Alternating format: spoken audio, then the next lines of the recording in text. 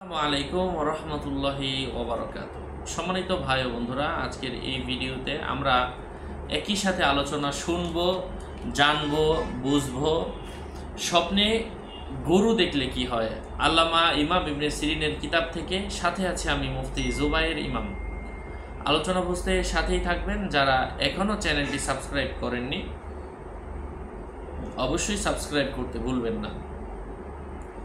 Verified চ্যানেলের description বক্সে click করলে কিন্তু পেজ এবং আইডি আসবে। এছাড়া অন্য কোনো পেজ, আইডি, ইমো, হোয়াটসঅ্যাপ নেই। সাবধান, নাম ছবি থাকলে আমি না। কোনো মানুষ যদি অনেক গরু দেখে, সে বেকার হয়ে থাকলে সে চাকরি পাবে। গরুর গোশত খেতে দেখা অতিশয় কষ্টের সম্ভাবনা। ঘরের মধ্যে গরু বেঁধে রাখতে দেখা ধন সম্পদ হস্তগত হওয়ার সম্ভাবনা। গরুর ঘর যদি বড় দেখে সাহায্যপ্রাপ্ত হওয়ার সম্ভাবনা। কোনো মানুষ যদি গরু জবাই করতে দেখে, এর অর্থ হচ্ছে নেক কাজে অংশগ্রহণ করার সম্ভাবনা। যদি গাবি দেখে,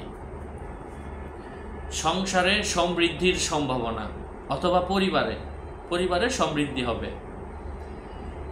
গরু যদি হলুদ হয়, তার জ্বর হবে, মানে হলুদ আকৃতির।